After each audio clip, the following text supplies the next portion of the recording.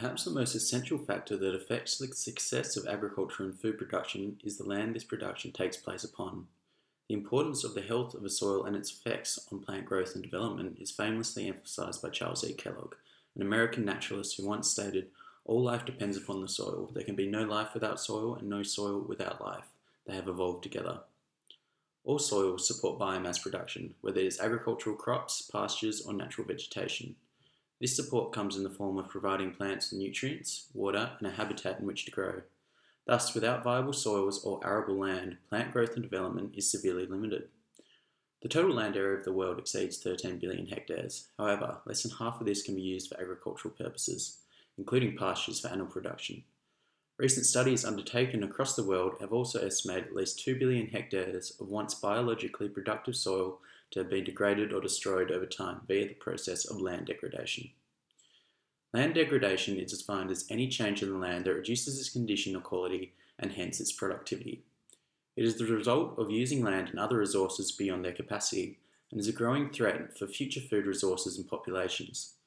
The major causes of land degradation across the globe include increasing world populations, the loss of vegetative cover by deforestation, soil erosion, and unbalanced crop and livestock production, with soil erosion alone estimated to destroy close to 26 billion tonnes of fertile soil each year. One form of land degradation that is currently influencing the lives of over 500,000 people and destroying up to 12 million hectares of arable land per year is desertification. I'll now show a video showing the effects of desertification worldwide.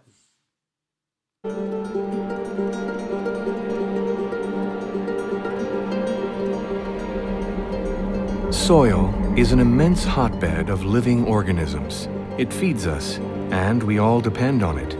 Even though it covers the earth in a thin layer that is only a few dozen centimeters thick, it is the site of intense activity and home to an extremely rich ecosystem. Insects, worms, and the billions of bacteria that live in soil digest mineral, plant, and animal matter like a huge stomach. Then they convert this matter into the nutrients necessary for plant growth. These plants will in turn provide food for human beings and animals. But the fine layer around the earth is delicate. In dry and arid environments, it is particularly vulnerable. It can take 500 years for 2.5 centimeters of soil to form, but only a few years to destroy it. This is called desertification. Contrary to popular perception, desertification refers to land degradation resulting from climatic variations and human activities. It is not a natural process. It is the result of mankind's actions. Today, a third of land is threatened by desertification.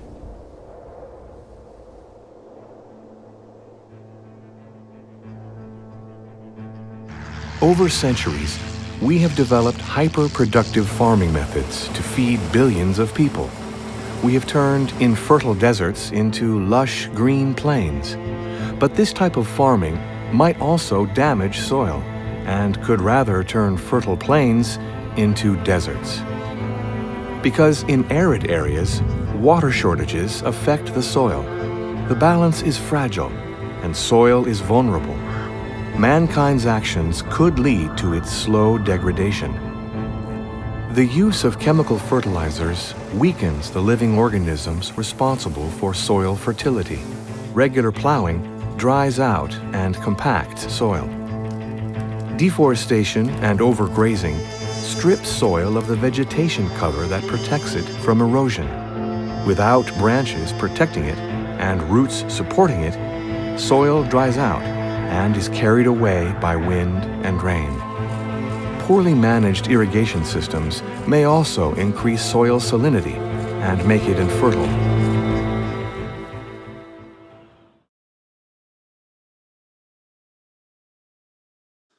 Nonetheless, desertification and nutrient depletion is not an irreversible issue, and some of these at-risk areas can be saved with proper management. There are a number of possible solutions that are currently being undertaken in many areas throughout the world in an effort to decrease the occurrence and consequences of desertification. However, many of these solutions rely on large amounts of capital and expensive technology, and in many cases land degradation has continued to accelerate at an alarming rate. Thus, many environmental experts suggest that desertification will require a three-part worldwide campaign to improve agricultural methods, regenerate vegetation, and conserve soil fertility. This program suggests the first step in combating desertification and nutrient depletion and conserving soil is the education of poor farming communities in developing countries, such as the tropics, on the benefits of agricultural management and techniques that can replace many traditionally destructive farming practices that do not have a balanced nutrient input and output. This would involve incentives for their use and education about sustainable agricultural practices, such as minimum till systems, crop and grazing rotations, proper irrigation use, legume use, and techniques to reduce erosional processes. Traditionally, many cultures, especially in developing countries, utilize tillage systems such as ploughing in the process of seed sowing. However, this type of tillage system results in major soil erosion, high soil moisture loss, and the destruction of soil structure, accelerating the rate of desertification in prone areas.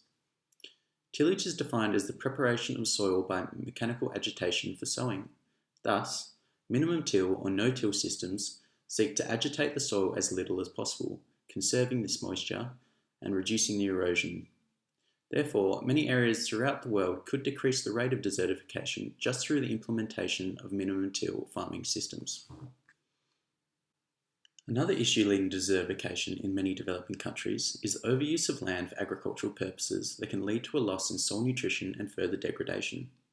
The implementation and use of crop and grazing rotations could undoubtedly decrease the rate of desertification in these dryland areas, with breaks or periods of time where the land is not utilised, allowing vegetation and soil time to regenerate between growing or grazing periods. These breaks could also be utilised by the planting of nitrogen-fixing legume species in an effort to reintroduce nutrients back into the systems. Another approach, an effective way to combat desertification, is reforestation and afforestation. Reforestation and afforestation are currently being undertaken by a number of governments across the world to re-establish vegetation, improve biodiversity, and improve degraded soils. There are also a number of surprising low-cost alternative solutions to desertification that have seen much success in many affected dryland areas. One of these inventive solutions is a rehabilitation technique that relies on sacks filled with compost, seeds, and materials that sponge up rainwater for extended periods of time. These sacks are then dropped across the surface of degraded dryland and over time decompose, giving the seedlings an area of rich compost to grow and survive within, and enough water to revegetate. Another surprising and effective solution to combat desertification has been the introduction and use of arid aquaculture, a method that has seen much success in Pakistan. Arid aquaculture is a solution whereby communities grow certain vegetables and breed certain fish in salty ponds, decreasing the strain on the land itself. Thus, through the use of education programs and investment in developing areas by the introduction of these agricultural techniques, reforestation, and new inventive ways to decrease the strain on land areas, the rate of desertification in dryland areas can be accelerated or even stopped. Finally, the movement away from conventional farming methods to more traditional organic methods that focus on recycling nutrients shows great promise in maintaining soil quality and fertility. In general, across all ranges of agriculture, past studies have found that organically farmed soils have led to significant improvements in soil physical, biological, and chemical properties when compared to their previous conventional form of management. This change is most likely due to the larger diversity of soil biology and lower soil disturbance that these management systems inherently exhibit. This finding has been enforced by a number of studies, including a long-term biodynamic organic conventional test undertaken in Switzerland and maintained since 1978, which showed biodynamic and organic plots to consistently exhibit greater microbial activity and biomass, higher soil organic matter, a greater number and diversity of protozoans and nematodes, and a larger respiration and enzyme activity than conventional plots. This vast improvement between the two management types was found to be most likely due to these high levels of organic matter, which improves nutrient supply, soil organism activity, fertility, and overall soil quality, provided by compost applied regularly by organic farmers. Other benefits higher organic matter provides include its inherent ability to increase the cation exchange capacity of the soil, which in turn influences the soil's ability to hold onto nutrients and buffer against soil acidification. The CEC of the soil is also often used to indicate the potential of a soil's fertility and water holding capacity. Thus, the interaction between the different soil areas seems to depend heavily on the soil biology, as a large, diverse soil biology seems to promote good soil structure and chemistry, increasing the rate of decomposition, enhancing nutrient cycling, and overall improving soil health and quality. This increased use in the form of organic fertilizers via compost could also be improved via the addition of biochar additions, which is a relatively cheap soil amendment which has shown great success in a number of trials and regions, whereby biochar's high porosity and negative surface charge allowed for a number of soil and plant benefits such as increased water retention, nutrient availability, and plant growth. Although organic management does seem to lead to greater soil quality, decreased yields and low phosphorus levels, alongside long wait periods before the benefits of organic management can be utilised, may make the conversion unviable for many farmers in these tropical areas, especially where it may not be affordable. Given that current agricultural yields in most countries will be depressed by 2050 due to climate change and current agricultural practices, ensuring the sustainability of agriculture and food systems into the future is one of the most pressing challenges humanity will face, and an issue that must be addressed sooner rather than later. Desertification is one of the leading causes of land degradation experienced across the world, with many areas affected or at risk of being affected in the nearby future. If we wish to preserve biodiversity, maintain productivity, and feed our growing population, then the revegetation of cleared areas, the re-education of farmers, and the lifting of agricultural productivity via research and development must be undertaken to decrease the rate and occurrence of land degradation. This must be achieved in order to secure future food security for both the present and future generations, and ensure the well-being of the environment now and into the future. Thanks.